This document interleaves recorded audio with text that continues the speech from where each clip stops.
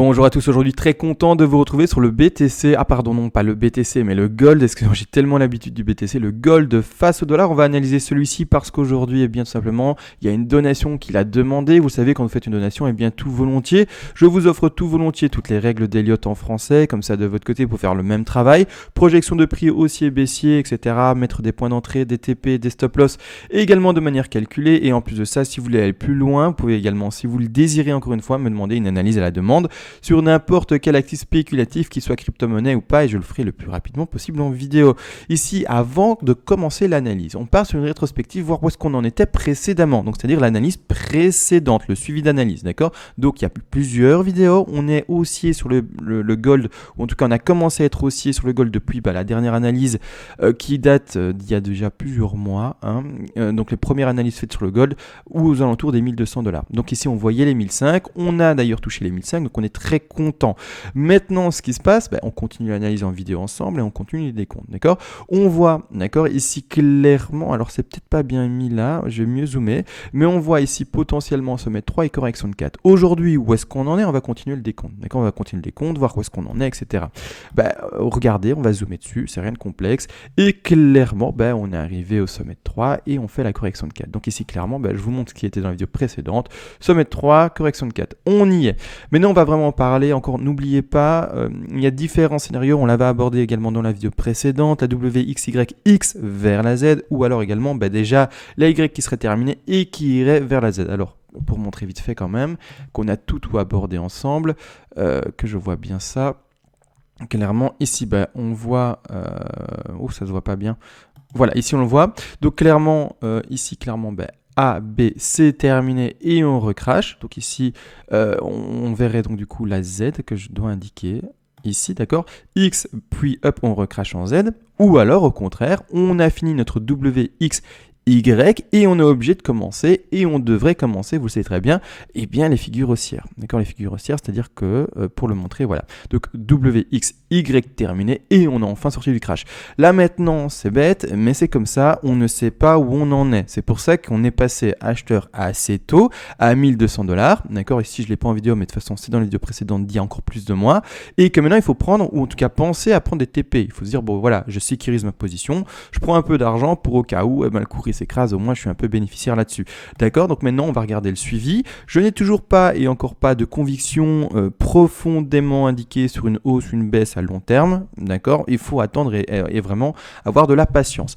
Maintenant, on va commencer surtout ce décompte baissier qui va, vous le savez très bien, en ABC haussière, ABC, avec, vous l'avez bien compris, la WXY qui est maintenant en rose d'ailleurs, et plus en blanche comme sur la vidéo, mais WX,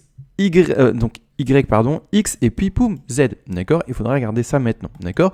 Donc là maintenant, pensez à prendre du TP, pensez à prendre un peu d'argent si vous avez bien acheté au bon moment, assez bas pour pouvoir le faire maintenant, d'accord? Donc là maintenant, on va commencer l'analyse comme dite par la figure de consolidation qui peut être plus longue. En fin de vidéo, on fera tout simplement l'analyse avec le biais qui lui ira voir beaucoup plus haut sur une fin de crash déjà atteinte maintenant aux alentours des prix des 10 050 $ pour le gold face au dollar. Donc maintenant, on zoome là-dessus. Je vais faire exprès de mettre en retrait la C, comme ça on a moins de choses à l'écran. Voici, et on va regarder ça. Donc là, maintenant, parfait, la 3 a été vue, la 4 a été cherchée également. Pour ma part, d'ailleurs, je vais vous montrer par rapport au récit, ça sent, si on allait plus bas maintenant, ça commencerait à sentir le roussi. Alors, je vais vous montrer ça après, mais clairement, il faudrait que le rebond se fasse maintenant. C'est-à-dire, le rebond aurait été trouvé, si on zoome là-dessus, je vais retirer les dessins, si on zoome dessus, aux alentours des prix des 1446 $. D'accord? Maintenant, il faut que ça monte. Autrement, ça commence à sentir mauvais. N'oubliez pas TP, etc. Take profit partiel, etc., etc. De toute façon, on va tout calculer aujourd'hui ensemble. Donc, si on remet bien tout ça, on va regarder combien on a été cherché pour la hausse de la 3. La 3 très faible, je vous le dis déjà en vidéo avant de mettre le Fibo, la 3 est très faible. Les objectifs classiques d'une 3, ce sont les 161,8% de Fibonacci minimum. Est-ce qu'on a été les chercher? Vous allez voir que non. On a été juste, alors ça se joue à quelques pixels près, il est vrai, à quelques dollars près, il est vrai, mais ce sommet de 3, d'accord, la bougie qui est indiquée ici, ne va pas chercher les 161,8% de Fibonacci. Ce qui voudrait dire que l'intensité haussière, elle y est, hein, on voit les bougies vertes, elles y sont, on monte en termes de prix, mais elle est faible, d'accord, même si les bougies, elles sont là indiquées, cette intensité de prix est malheureusement trop faible. Il faudrait qu'elle soit plus forte pour vraiment conforter vraiment l'optimisme haussier. Et bien là non, on l'a pas. Hein. Donc vraiment, c'est faible. La correction de 4 actuellement, elle est classique. Elle a été cherchée, je vous le dis déjà à l'avance, je vais l'indiquer également, hein, mais les 38,2% de Fibonacci. Donc on le place, d'accord, ici, clac, comme suit. Et on va chercher très précisément, quand on regarde bien, le bas de la bougie. Je fais exprès de tout bouger ici. Le bas de la bougie, suivez mes pointillés par rapport à mon curseur. Et bien on va chercher très précisément les 38,2. Donc ici, bas de 4 pour ma part que je valide actuellement. Maintenant, ça n'empêche pas d'aller plus bas ni rien. Hein. Mais là, à l'heure actuellement, avec ce que je peux observer et lire, mon bas de 4 est validé. En plus de ça, j'ai un sous-décompte que je vais montrer également en WXY qui se valide pas mal. Mais malgré tout, on continue à monter. D'accord, on continue à monter pour finir notre figure. Si la baisse et le bas de cette 4 est bel et bien connu là, eh bien, on va faire maintenant les projections de cette 5-ci pour indiquer les TP. Alors ces TP-là concernent qui? On rappelle ceux qui ont acheté en bas, 1200, etc. et qui veulent monter avec le cours, mais pas trop parce que pour eux, on est encore et toujours dans un scénario où le gold va prendre son temps pour se développer, comme vous le voyez, et continuer en fait un crash, et pas monter directement. D'accord? On est vraiment dans ce plan de trading-là, ceux qui suivent vraiment un plan avec le gold qui ne devrait pas monter trop. D'accord? Donc ici, je vais faire exprès maintenant de remettre en arrière-plan les lignes de correction en rose, donc en WXYXZ, et maintenant on va voir les tout derniers TP à attendre pour ceci. Alors les objectifs d'une 5, donc pour ce faire on va regarder la 5 qui est là, d'accord, on va regarder la 5 qui est là en vert et on va lui mettre des TP finaux, d'accord, pour ceux qui sont dans ce plan là. Les TP dans cet objectif là seront d'aller chercher les 100% de Fibonacci, les 161,8% de Fibonacci et carrément les 261,8% de Fibonacci. Ne pas oublier qu'on a également un gros niveau de résistance dans cette zone de prix, entre les tout simplement 1530 $ et un peu plus haut ici les 1700 $. On va regarder maintenant clairement où est-ce qu'on va avec les Fibos posés. D'accord, donc si je zoome comme suit, voilà, je prends mon extension, je vais à la racine, sommet de 1, bas de 4, et je rappelle les niveaux, ce sont les 100%. Les 100%, donc ici, je mets un rectangle rouge, vous avez compris, étant donné que normalement, avec le suivi qu'on a fait, on est passé à l'achat dans la zone des 1200 $. On va revendre, en tout cas, une partie de sa position pour assurer, encore une fois, le fait que si jamais ça devait s'écraser en un seul coup, on ne soit pas perdant, d'accord. Ici, à 1632 $, d'accord, on s'attend, n'empêche, à une dernière hausse, qui devrait aller chercher les 1636 $, d'accord. Par après, on a encore des objectifs plus hauts, d'accord. Ce sont carrément, comme dit, les 161,8% de Fibonacci. Ces objectifs-là se retrouvent clairement à 1747 $. Et pour terminer également, on a l'objectif très élevé, c'est pour ça que j'ai dit qu'il y avait un gros niveau de résistance n'empêche précédemment, qui lui se retrouve à 1933 $. Donc ici, si on devait regarder tous ces objectifs-là, premièrement, cet objectif-ci, d'accord, alors je vais, si on est bel et bien dans une X, le supprimer. Pourquoi? Parce qu'on dépasse, d'accord, on dépasse ici la dernière X, on dépasse la dernière X ici, pour ma part, non, d'accord. Si on est dans une figure de correction plus longue, non, on ne va pas redépasser la précédente X, d'accord. Donc pour moi, si on est bel et bien dans une figure de correction plus longue, eh bien je supprime ce TP-ci qui se retrouve à 1933 $. Alors encore une fois, n'oubliez pas, il est toujours meilleur de garder un trade, je vais retirer ces anciens TP qui ont été placés pour d'autres vagues, mais il ne faut pas oublier que, par exemple, vous avez ouvert votre long, d'accord, vous êtes à l'achat dessus, jamais oublier de garder une très faible proportion qui va dans le sens du cours. Donc pour le moment il monte, c'est-à-dire que vous allez clôturer votre trade ou en tout cas votre position d'achat petit à petit, même si vous pensez que ça continue à baisser, vous allez garder un peu ouvert. Alors 10%, 5%, peu importe. Mais pourquoi? Parce que si dans le cas, on s'est trompé, qu'en tout cas, on voulait croire au plan baissier, ou en tout cas plan de consolidation, on va plutôt l'appeler comme ça, mais que le cours, lui, rien à faire, il veut pumper et monter, et bien on aura encore un peu dedans, et on sera content d'avoir ce petit peu qui continue à monter, bien entendu. Donc même si je vous dis que ce TP-là, je le retire, gardez un tout petit peu, mais même pour dépasser du coup ce TP-là, d'accord? Parce que si on casse tout à la hausse, même ce TP là, il pourra être éludé parce qu'on devrait aller plus haut et continuer à monter, d'accord? Donc voilà, clairement pour ma part, si on est dans, comme dit, une figure de correction plus longue, là, on devra aller chercher maximum, au grand maximum, les 1745 $. Donc, un TP final à mettre là. Donc, là, on validera la WXYXZ. Et là, je vais les mettre en visible comme suit. Et là, c'est parti. WXYXZ. Et là, c'est parti. On baisse, on continue à baisser. Et puis, après, on peut monter. Donc, ça, c'est pour le plan baissier. D'accord? Vous avez compris, du coup, la WXY, donc la Y vers la X ici est sous-décomptée. Hein. Vous avez bien vu ici, elle est en vague cachée. Mais on a baissé. A, B, C. D'accord. Maintenant, n'oubliez pas, je ne sais pas où est-ce que vous avez pris un TP de sécurité, il faut le prendre pour si jamais ça crache, etc. Encore une fois et toujours, l'objectif d'un trade, c'est pas de gagner de l'argent. Alors vous allez dire comment ça, c'est pas gagner de l'argent, c'est bizarre. Le premier objectif d'un trade, effectivement, c'est pas ça, c'est juste de l'assurer, c'est de ne pas perdre d'argent. C'est-à-dire que la première chose qui doit être assurée et faite, c'est se dire ok, donc je prends un peu d'argent à partir de maintenant, je sais monter un peu le cours, je prends un peu d'argent maintenant, comme ça si jamais ça va pas dans le bon sens, ok, au moins mes frais, etc. sont couverts. Après, une fois que ça c'est fait, que vous avez assuré votre trade, donc couvert vos arrières, on va appeler ça comme ça, là au contraire, vous pouvez vous dire maintenant je vais gagner de l'argent. Mais avant, l'objectif c'est pas de gagner de l'argent, c'est juste se dire je vais faire en sorte de pas perdre d'argent. Une fois que vous êtes sûr de ne pas perdre d'argent parce que vous avez fait ce qu'il fallait avec les take profits partiels, là au contraire vous pouvez vous dire maintenant je veux gagner de l'argent. Mais avant ça, il faut pas se dire je vais gagner de l'argent, au contraire, il faut se dire je vais pas en perdre. D'accord? C'est ça le bon réflexe et la bonne finalement, le bon état d'esprit à avoir en tout cas en trading. D'accord? Donc maintenant, voilà pour la figure baissière, on a vu les objectifs haussiers. Donc les deux premiers objectifs pour lesquels je privilégie encore une fois cette hausse, 1630 $ et ici par après 1750 $ en take profit partiel. D'accord? Alors si jamais ça devait faire, alors cas plus rare, on va quand même en parler, cas plus rare, une 5 tronquée. Pourquoi pas? Une 5 tronquée, c'est quoi pour ceux qui ne savent pas? C'est une 5 qui ne parviendrait pas à redépasser le sommet de 3 et qui ferait un échec et boum, gros crash. D'accord? C'est clairement ça. D'accord? Ce qui n'est pas impossible à cause du fait qu'on a cette intensité vraiment très faible sur la 3. C'est-à-dire que l'intensité baissière et l'intensité vendeuse serait très fort. Donc encore une fois, à vous de voir comment gérer ça. Mais voilà, les deux TP principaux, ils sont placés là. Maintenant, vraiment, assurez votre coup. N'oubliez pas, ne soyez pas perdant sur votre trade ou en tout cas sur votre investissement également. Voilà, donc là, on a vu le plan baissier. On va passer sur le plan haussier. Alors pour ce faire, boum, je supprime carrément les WXY, Z, d'accord. Donc ici on garde la WXY comme expliqué, qui peut être fini, d'accord, qui peut être fini. Ici, c'est-à-dire qu'on commencerait non plus la ABC comme montré A, B et C, d'accord, une figure de correction, mais on commencerait, comme dit, 1, 2, 3, 4, que je vais indiquer ici maintenant en visible. Je vais changer sa couleur, je vais la mettre en rose également, comme ça c'est très visible, je vais mettre en épais et je vais le mettre comme suit maintenant. On commencerait une 2 en rose, une 3 en rose, une 4 en rose, et puis boum, on fait chercher une 5 en rose, d'accord? Donc c'est tout à fait possible. Maintenant c'est ennuyeux ici à cause de ces vagues et des entités qui sont très faibles. Pourquoi? Parce qu'en fait on a des objectifs minimales.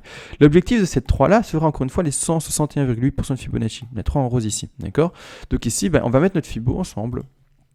Hop, on place le Fibo, sommet de 1, d'accord, en bas de la figure de 2 par rapport à la profondeur et non pas à la fin du point, d'accord, donc ici je le place au bas de W, et l'objectif minimal pour valider cette 3 là et se dire ok on est potentiellement haussier, c'est d'aller chercher ici les 1657 $. C'est-à-dire que pour ceux qui sont baissiers, vous avez vu il y a un TP avant, d'accord, il y a un TP avant, d'accord, donc il est vraiment important ce TP là qui se situe aux alentours des 1630 $, vraiment très très important. Donc ici pour pouvoir se dire ok, on conforte vraiment cette idée de pouvoir enfin partir à la hausse, il faut atteindre ce prix des 1657 $. Il faut, d'accord, en tout cas, pour avoir quelque chose de propre et de concret. Maintenant, si on est en dessous, rien n'empêche encore de monter, mais on lui donne moins de chance. C'est ça qu'il faut comprendre, on lui donnera moins de chance. L'intensité vendeuse sera vraiment très marquée dans ce cas-là, d'accord?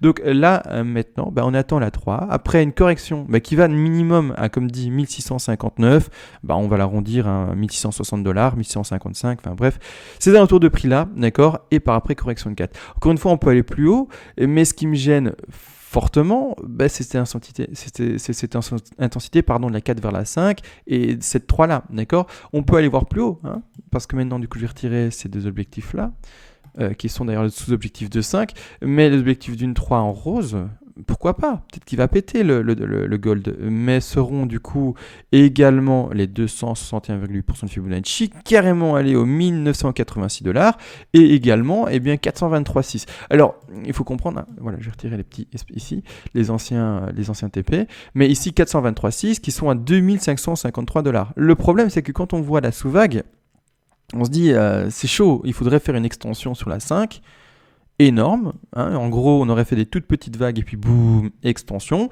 Les bull run ça existe, hein. On l'a vu sur le BTC et ça a déjà existé sur d'autres actifs également, mais c'est pas sur quoi on va vraiment parier et on va pas se dire ok maintenant c'est le bull run. Non, d'accord, on part vraiment sur des scénarios classiques. Si un bull run et qu'on se fait prendre dedans, tant mieux, et mais on part encore une fois sur quelque chose qui est, vous le savez très bien, les pieds sur terre. Donc ici non, on va pas partir sur un 423,6 avec une extension de 5, vous voyez une extension de 5, la une pour le montrer, comme je retire le Fibo, comme ça on voit bien, la 1 est petite, la 2 est petite, la 3 est petite, la 4 est petite. On va pas partir sur, hop, allez, on va faire une grande 5. Non, on sort des Fibonacci, etc. On sort également des objectifs de Fibo classiques pour la 5. Non, d'accord. Donc ici, clairement, je vais remettre ça en retrait, remettre le Fibo, voilà.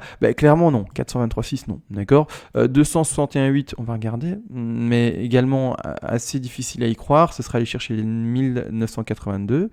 Mais je vais vite regarder ça, n'empêche. Je vais remettre encore une fois juste ceci. Revoir en fait l'objectif de la 5 intermédiaire.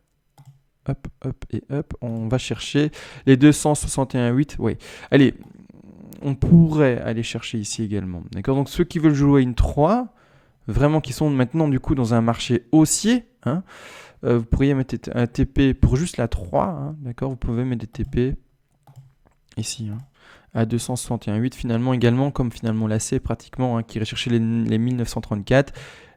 Quoique, non, la C, non, parce qu'on irait au-dessus de la X. Donc ici, pour vraiment, donc oui, ça conforte ceux qui sont vraiment dans un marché haussier. Clairement ici, on irait chercher les 261,8, très haut, 1930. Mettez un TP ici pour cette 5 potentielle. Et également les TP précédents, hein, 161,8 également là.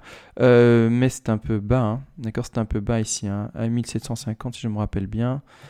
Hop, le Fibo comme suit et comme suit. Voilà, et ici oui, ah non, c'est pas si bas que ça, ça va. Ça va ici ça va. Donc voilà, grossièrement, les TP à mettre pour ceux qui jouent ces 3 là, d'accord, seront les suivants, que je regarde bien, tout simplement ici, les 161,8% de Fibonacci, c'est-à-dire, excusez-moi, il y a beaucoup de choses à l'écran, c'est pour ça que je vais le dire oralement pour ceux qui jouent la 3. Les TP à mettre seront ici tout simplement comme dit, 1650 $.